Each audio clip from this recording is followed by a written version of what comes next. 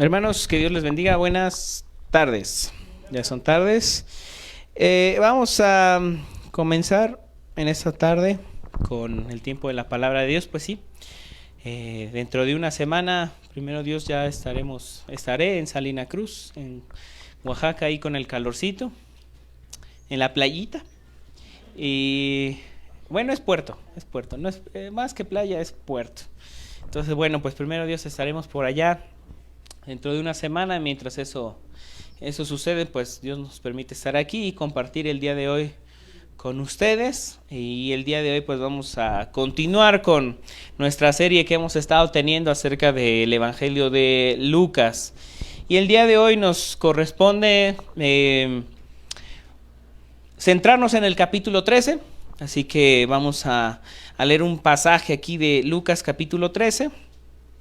Y bueno, pues para mí siempre es un gusto poder compartir con ustedes. De repente casi siempre estamos en los estudios, ¿verdad? En la mañana estamos en el estudio, los miércoles, el jueves estamos con otros estudios, pero bueno, hoy Dios nos ha permitido la bendición de poder compartir su palabra en esta tarde. Así que vamos a hacer una oración y vamos a empezar este tiempo. Padre, te damos las gracias en esta tarde por la vida que nos concedes. Gracias, Señor, porque nos das la bendición de tener tu palabra. Gracias por el sacrificio en la cruz, el perdón de los pecados, la resurrección. Gracias porque sabemos, Señor, que te pertenecemos. Gracias porque a través de el sacrificio, a través de la resurrección, sabemos que nuestros pecados han sido perdonados, que hemos sido lavados, Señor, que hemos sido transformados, que hemos pasado de muerte a vida por tu gracia y por tu misericordia. Gracias porque nos permite, Señor, tener tu palabra y tu testimonio para conocerte, para saber cómo piensas y saber, Señor, cómo eres tú. Gracias porque nos das la bendición de poder el día de hoy centrarnos en tu palabra, y gracias por la vida de cada uno de mis hermanos que ha dispuesto su tiempo en esta tarde para escuchar tu palabra, para venir y alabar tu santo nombre. Ruego, Señor, que tú dispongas nuestros corazones para recibir tu palabra, que tú, Señor, hables a nuestros corazones y continúes moldeándonos, que continúes, Señor, quitando estas cosas que hay en nosotros que no te agradan, y que nos des, Señor, también fuerza y valor para entregarte esas cosas, Señor, que tú pides de nosotros. Ruego que tú hables a través de mí, Señor, que tú me utilices como un instrumento para transmitir tu palabra de manera fiel y de manera puntual a mis hermanos en esta tarde. En el nombre de nuestro Señor Jesús ponemos este momento en tus manos. Amén. Ok, bueno, entonces vamos a estar en Lucas capítulo 13 y nos vamos a centrar en los primeros versículos del 1 al 9, nada más para que lo tenga ahí mientras lo va encontrando. Lucas 13 del 1 al 9, y ahorita lo vamos a leer.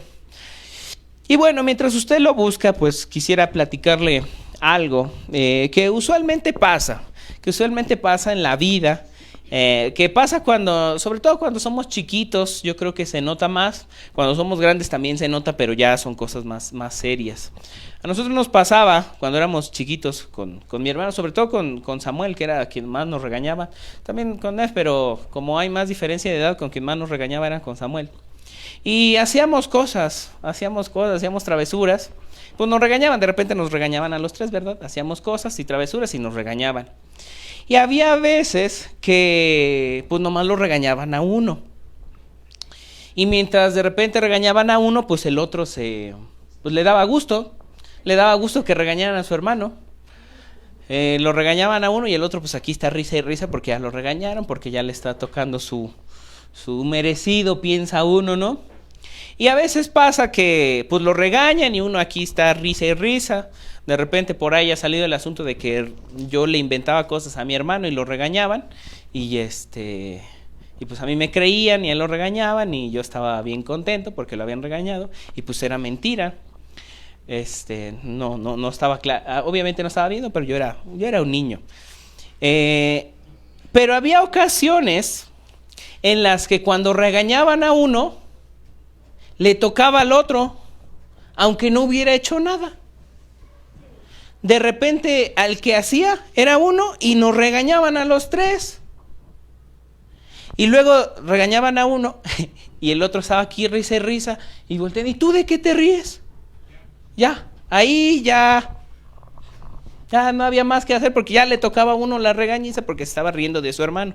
Ah, ¿te estás riendo? Pues ahora te toca a ti también. Y eso es algo que pasa. Y me acordé porque el otro día me apareció un video así de unos hermanos, la mamá está regañando a uno y el otro pues está risa y risa, y pues está burlando, le pone hasta una cancioncita cómica y pues escucha a la mamá y se voltea y pues le empieza a regañar al otro. Y entonces esto es algo que usualmente pasa en la vida. Cuando somos chiquitos pues nuestros papás nos regañan, ¿no? Y pues hay tiempo como de corregir. Bueno, también cuando uno es grande el Señor puede corregir, pero es más complicado. Cuando uno es grande, este asunto de que te dé gusto que a alguien le vaya mal se convierte en un asunto más grave, porque en general habla mal de una persona, habla de lo que hay en el corazón de una persona. Que a alguien le vaya mal y a mí me dé gusto, esos son indicativos de que algo está realmente mal en mí. Por más que la persona me haya tratado mal y por más que haya sido una persona fea en su trato hacia mí, si le va mal a la persona, aunque sea por decencia, a mí no me puede dar gusto que le vaya mal, o que se enferme, o que se quede sin trabajo, o que le pase cualquier cosa por decencia, por lógica, por respeto a la persona, aunque sea lo que sea y me haya dicho y me haya hecho, a mí no me puede dar gusto que a esa persona le vaya mal. Eso habla de que hay algo que está realmente grave en mí. Cuando uno es niño, pues también ya está mal, pero conforme pasa el tiempo eso va creciendo, como de manera exponencial, se va haciendo más y más grande. Eso habla de que algo está realmente mal en mí, que me dé gusto que le vaya mal a alguien o que yo espere que le vaya mal. Como solemos decir ya tendrá su merecido, ya le va a tocar a él. Esas cosas son cosas graves. Esperar que a alguien le vaya mal. Cuando uno era niño, pues yo he de confesarlo, así pues yo sí decía, ojalá que lo regañen a mi hermano. Eso cuando era niño, ya después me regañaron y ya el Señor me ha transformado. Obviamente no espero que le vaya mal. Pero cuando ya hablamos de esto realmente y somos sinceros en nuestros corazones, hay ocasiones en las que sí esperamos que a gente le vaya mal, porque nos trataron feo, por lo que sea, que les vaya mal. Y no solamente eso, sino que a veces tenemos el descaro, por decirlo así, de llegar a decir, le está yendo mal porque Dios lo está castigando. O sea, todavía peor el asunto. No nomás espero que le vaya mal, sino digo, estoy emitiendo un juicio sobre la persona y sí es porque es muy malo y es muy pecador y Dios lo está castigando. El asunto se vuelve todavía más grave, porque yo sin saber, sin conocer, estoy atribuyéndole cosas a Dios que probablemente no sea así. ¿Quién soy yo como para atribuir y decir, si Dios lo está castigando? Si probablemente todos cabemos en esa descripción, pero esto es algo que siempre le ha pasado a la humanidad. Y esto es algo que los hombres siempre han hecho a lo largo del tiempo. Siempre, constantemente. Esperar que les vaya mal y emitir juicios sobre las personas cuando les está yendo mal. Y esto es lo que pasa aquí en Lucas capítulo 13. Esto refleja en general el problema de la humanidad, el problema que tenemos como seres humanos. Aquí en el capítulo 13 continúa lo que dice el capítulo 12, que en el capítulo 12 el Señor está predicando, el Señor Jesús está dando un discurso. El Señor Jesús desde el capítulo 12 empezó, 12:1 por ahí dice que empezó a predicar, y todo 12 y el 13 continúa predicando. En el capítulo 13 comienza el versículo 1 diciendo, en ese mismo tiempo estaban ahí algunos que le contaban acerca de los galileos, cuya sangre Pilato había mezclado con la sangre había mezclado con los sacrificios de ellos. Respondiendo Jesús les dijo, ¿piensan que estos galileos, porque padecieron tales cosas, eran más pecadores que todos los galileos? ¿Qué está pasando aquí? El Señor Jesús está predicando. Está predicando y les está hablando de algunas parábolas, les está dando consuelo. El Señor Jesús está hablando de muchas cosas. Y resulta que aquí hubo como que una pausa del Señor Jesús en su predicación y unos hombres se acercaron a hablarle. Ahora sí que llegaron con el chisme, tal cual. Llegaron con el chisme a platicarle al Señor Jesús. Entonces llegan con el chismito y le empiezan a contar al Señor Jesús que había unos galileos, unos judíos que venían de la zona de Galilea, que Pilato los había mandado a matar, los había asesinado tal cual. Entonces el Señor Jesús le responde, ellos vienen y le platican el chismito. Ay, Jesús, ¿qué crees que pasó? Unos galileos, unos de nuestros hermanos, de nuestros compatriotas, los mató Pilato. Ellos estaban ofreciendo sacrificios porque dice que se mezcló su sangre. Ellos estaban en el templo y los mandaron a matar.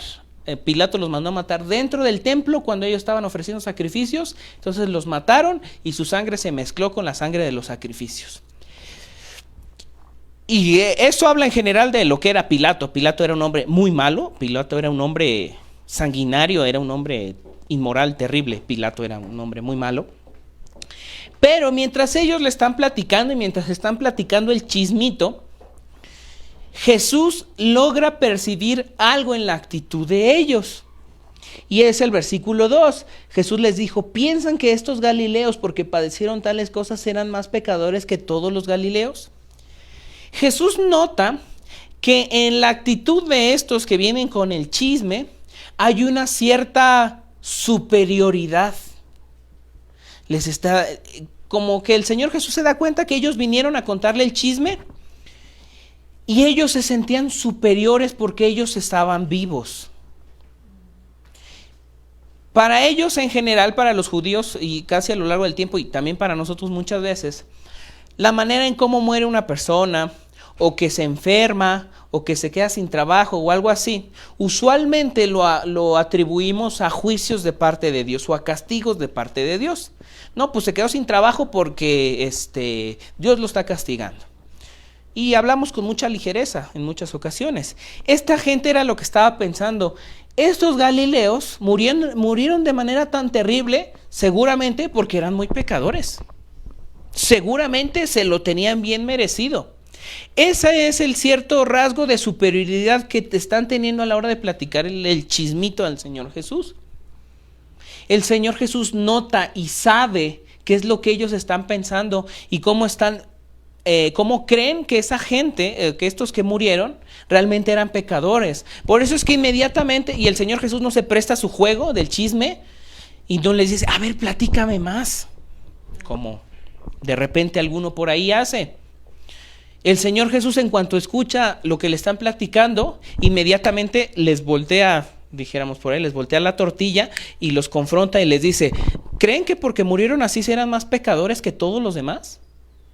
O sea, por esa razón están platicando el chisme, porque creen que eran más pecadores. Y pasa al versículo siguiente, les dice el versículo 3, les digo, no. Antes, si no se arrepienten ustedes, todos perecerán igualmente. Entonces, el Señor Jesús no se presta al juego de ellos a la hora del chisme. El Señor Jesús no les da lugar así como de, díganme más, a ver, termíneme de platicar cómo estuvo, qué pasó. Sino que inmediatamente los confronta con su rasgo de superioridad que están mostrando. Ellos se creen que son mejores porque están vivos todavía. Ellos creen que tienen vida porque Dios no los ha castigado aún o porque quizá Dios los ama más. Ellos están mostrando eso. Por eso el Señor Jesús inmediatamente pasa a confrontarlos y a decirles, no, ustedes, les está diciendo, ustedes son igual de pecadores que ellos. Ellos no eran más pecadores que ustedes. Ustedes no son más santos que ellos. Y les dice, y si no se arrepienten, ustedes van a morir igualmente. Al final de cuentas sabemos que el destino final de todos es la muerte. No hay mucho del por qué ellos se sientan superiores. Pero ellos se sentían quizás superiores porque ellos estaban ahí cerca de Jesús. Los otros, pues quién sabe qué habrán estado haciendo y por eso los mandaron matar. Entonces el Señor Jesús está confrontándolos inmediatamente. Así como en algún cierto sentido había una superioridad, había un cierto orgullo, porque ellos estaban vivos y esa gente ya había muerto. Por cualquier razón esa gente murió. Entonces el Señor inmediatamente les está dando como un golpe de realidad, les está dando como así como un balde de agua fría, porque esa gente no era mejor, eran igual pecadores, completamente pecadores, al igual que la gente ahí en Galilea, estos galileos que murieron dentro del templo ofreciendo sacrificios. El Señor Jesús pasa a confrontarlos con dos asuntos importantes. Uno, ellos eran pecadores y no tenían por qué sentirse superiores, eran iguales. Entonces el Señor Jesús aquí está confrontándolos directamente. Les dice, quedamos en el versículo 3, si no se arrepienten, todos perecerán igualmente. Porque todos tenían el mismo problema, todos eran pecadores, era el mismo problema. ¿Cuál es el remedio para el pecador? Arrepentirse. Ellos claramente no se estaban arrepintiendo, sino que se sentían orgullosos de que les estaba yendo mal. Más bien, cuando sabemos o cuando nos enteramos de que a alguien le fue mal o que a alguien le está pasando mal o lo que sea, en vez de darnos gusto, uno, deberíamos ayudarle en la medida de lo posible, y segundo, son advertencias para nosotros, para ver nuestra persona, porque esta gente, en vez de voltear a verse a sí mismos y verse pecadores, los señalan a ellos que eran más pecadores. Eso era lo que estaban pensando de esa gente.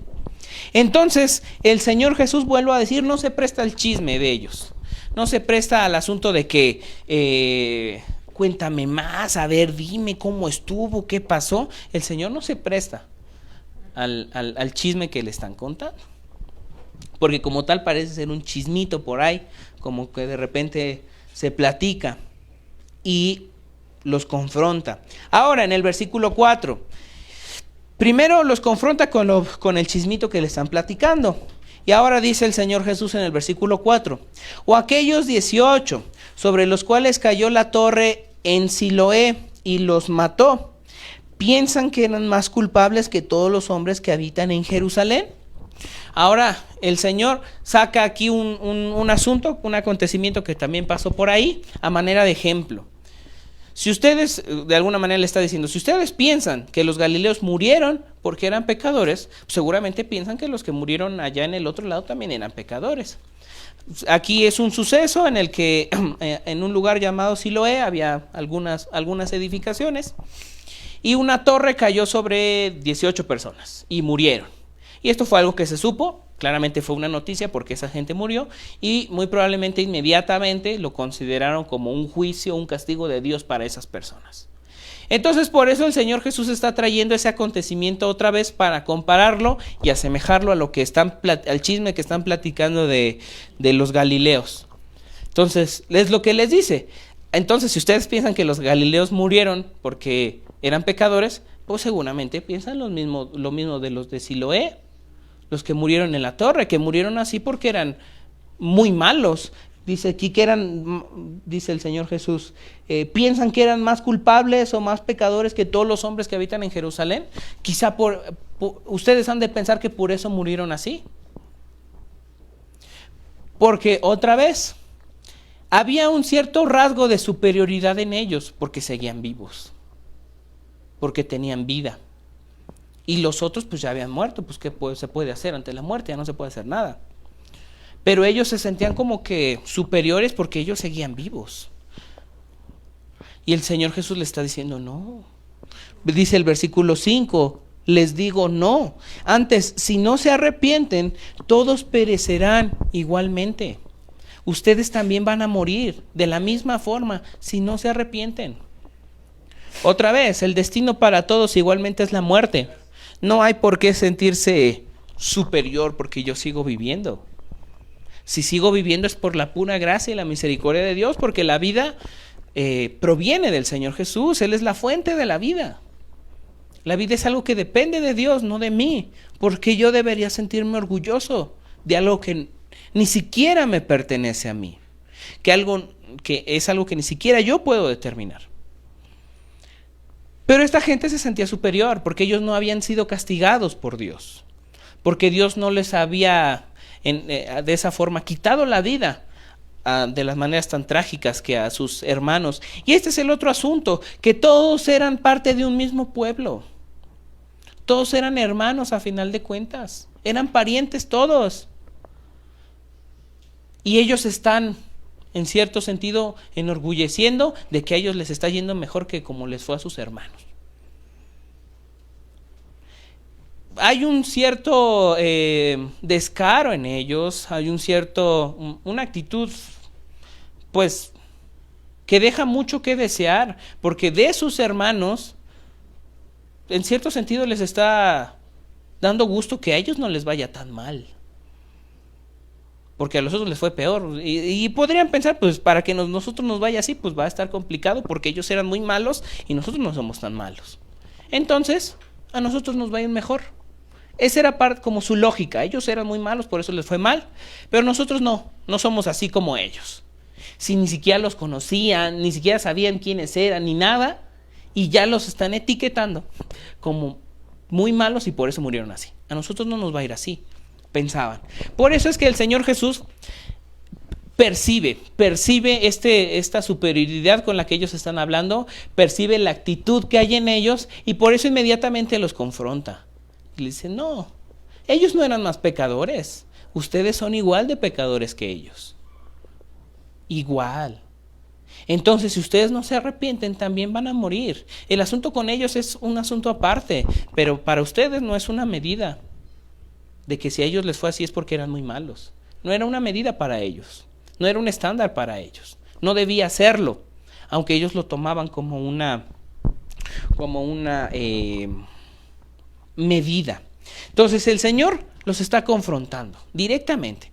Y eso es lo primero que vemos. Uno, que no se deja llevar por el chisme, no es partícipe del chisme que le están platicando, sino que los confronta con lo que ellos mismos están hablando mal, por decir así, de otros.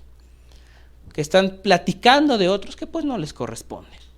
Y otra cosa aquí muy interesante es que el Señor Jesús les repite 2 veces, en el mismo momento, que si no se arrepienten, también van a morir de la misma forma. Y eso es algo importante porque 2 veces en tan poquitos versículos el Señor Jesús les dice, si no se arrepienten, ustedes también van a morir.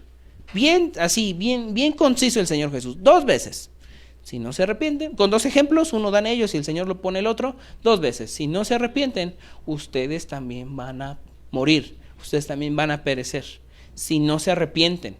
Les está dando la clave de todo y siempre fue la clave para Israel y también para nosotros. Arrepentirnos, volvernos a Dios, regresar a Él, dejar el camino en el que estamos para regresar al Señor, arrepentirse.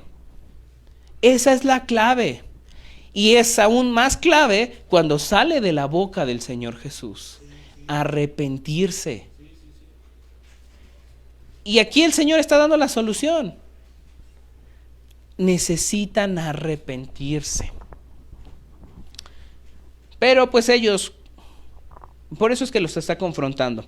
Y pasa a la siguiente parte en el versículo 6, que aquí les cuenta una parábola de una higuera que está ejemplificando para hablar de lo que ellos están haciendo. Entonces dice el versículo 6 ahí en el capítulo 13, dijo también esta parábola. Tenía un hombre una higuera plantada en su viña y vino a buscar fruto en ella y no la halló. Entonces aquí nos quedamos en el versículo 6. El Señor Jesús empieza a hablar de una parábola, de una higuera. Y a lo largo del tiempo y a lo largo del Nuevo Testamento la higuera es identificada como el pueblo de Dios, como el pueblo judío en este caso. Y lo llamativo es que dice, y aquí vemos a la higuera, identificándola como el pueblo judío, y dice que había un hombre que tenía plantada en su viña esta higuera y no había fruto en ella. Ahorita vamos a ver quién es ese hombre. Lo interesante es que dice que la higuera estaba en la viña. La viña pues es de donde se utiliza para el vino, ¿no? La viña. Que una higuera estuviera en una viña hablaba de que tenía un lugar privilegiado. Esta era una costumbre de los hombres allá del pueblo judío. Cuando un hombre tenía sus plantíos y todo eso, si ponía una higuera en una viña, era porque tenía un lugar privilegiado. Las higueras tenían su propio lugar. Pero si una higuera estaba en una viña, era porque era una higuera que tenía un lugar especial. Un lugar privilegiado. ¿Un lugar privilegiado para qué? Para que diera fruto. Un lugar especial. Entonces, este hombre tenía esa higuera en un lugar especial para que diera fruto.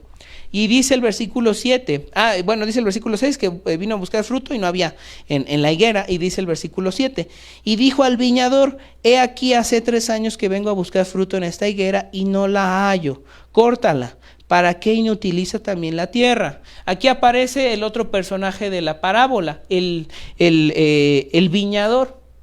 Ahora sí que el que es el dueño del vino, por así decirlo. Entonces aquí hay 3 personajes. La higuera, que es el pueblo judío. El hombre que tiene la viña, que es el Dios el Padre. Y el viñador, que es el Señor Jesús. Y entonces, lo interesante es que también dice que hace 3 años que ha estado buscando fruto en esa higuera. Y el ministerio del Señor Jesús, pues duró 3 años. Durante esos 3 años no hubo fruto en el pueblo judío. Pues sí, hubo algunos, siempre hubo un remanente, pero en general no hubo fruto en el pueblo judío. Dios había escogido al pueblo de Israel para hacer esos mensajeros, para llevar la salvación a las demás naciones. Pero no, ese lugar especial que tenían era para que lo compartieran. Pero no, se lo quisieron quedar ellos. Para Israel la salvación solo es de ellos y solo les pertenece a ellos. Ese lugar especial que tenían en la viña del Señor era para que la compartieran y solamente se la quedaron ellos. Y el Señor iba a buscar fruto y no encontró en esos 3 años. Y le dice al viñador, al Señor Jesús, córtala, porque está quitándole los nutrientes a la tierra para todo lo demás que hay aquí en la viña. Córtala. Y el Señor Jesús, como siempre el abogado, como siempre el que nos defiende, dice en el versículo 8, él entonces respondiendo le dijo, Señor, déjala todavía este año hasta que yo cabe alrededor de ella y la abone. El Señor le dice, déjame trabajar con ellos todavía. Deja que trate con ellos y después hacemos lo que toque. Y el versículo 9, y si diere fruto bien y si no la cortarás después. ¿Por qué? Porque estaba utilizando un lugar al que no le estaba sacando el provecho ni estaba cumpliendo con lo que tenía que hacer. Y el Señor Jesús aboga y dice, déjame trabajar con ella y después ya vemos qué es lo que sigue. Entonces, el pueblo, Israel, que Dios había escogido y que lo había puesto en su viña especial, en un lugar especial para que diera fruto, no dio fruto. Y el Señor Jesús le dice, déjame trabajar con esta viña, déjame tratarla para que dé fruto. Y sí, dio un fruto, que de ahí salen los apóstoles, de ahí sale los primeros cristianos, pero en más no salió más de esa viña, de esa higuera, perdón.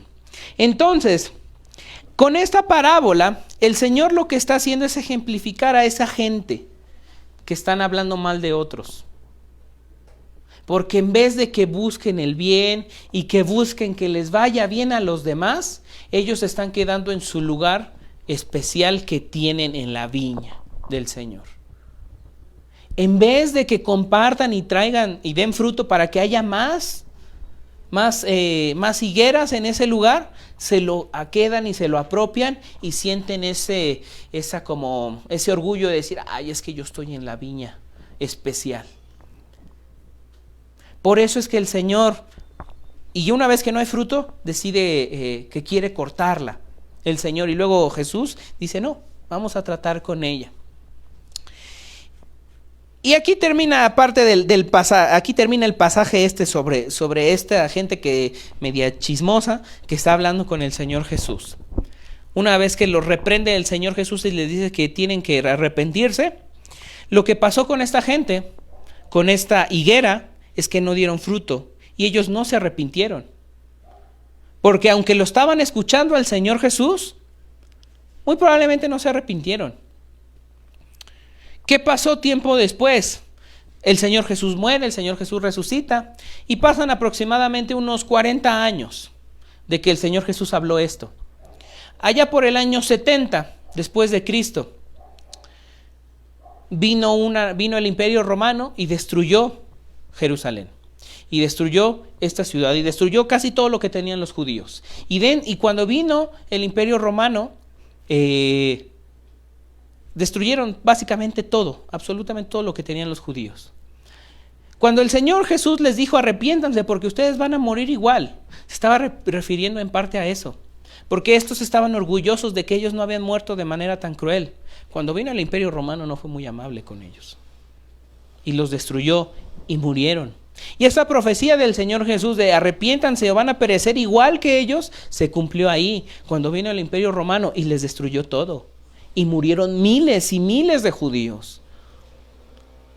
No se arrepintieron, no creyeron cuando lo tenían frente a él. No se arrepintieron y murieron igual. ¿Dónde quedó el orgullo de ellos de decir todavía tenemos vida? En un momento se acabó, porque no se arrepintieron. Entonces, para nosotros, ¿qué es lo que queda? Eso tiene que ver directamente con el pueblo judío. Para nosotros, ¿qué es lo que queda? Uno, que el Señor Jesús no se presta a los chismes. Y lo segundo, sino que no hay por qué sentirse bien de que al otro le vaya mal. Porque todos estamos a expensas de lo mismo. Y porque que alguien se quede sin trabajo o que alguien se enferme, no quiere decir que Dios lo está castigando y que Dios lo está dejando fuera de su gracia. Sí. Pero muchas veces esos juicios vienen inmediatamente a nuestra mente. Ay, sí, no, se quedó sin trabajo porque no amaba a Dios. Algunas veces puede ser que hay personas que tienen un trabajo y les aleja de Dios. Bueno, pues eso es otra cosa. Pero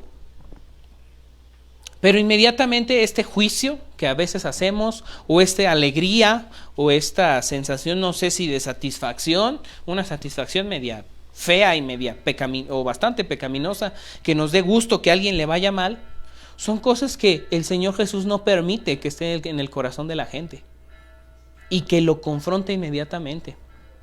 Si a mí de repente nos da gusto que a alguien le vaya mal, esto es algo que el Señor Jesús no va a permitir en nosotros y lo va a quitar. Estas son cosas a las que el Señor Jesús no da cierta flexibilidad. No puede haber un gusto, no puede haber una alegría en nosotros de que a alguien le vaya mal. Y mucho menos una cierta orgullo de decir, no, yo estoy bien. A mí me va bien porque a mí Dios me ama. Y porque ese hermanito se quedó sin trabajo, ¿Dios lo ama menos o cómo funciona esto? El Señor Jesús inmediatamente confronta este tipo de actitudes de parte nuestra. Un gusto, una alegría, una satisfacción pecaminosa de que a alguien le vaya mal. El Señor no va a permitir esas cosas en nuestro corazón, en nuestras actitudes, y las va a quitar y las va a confrontar.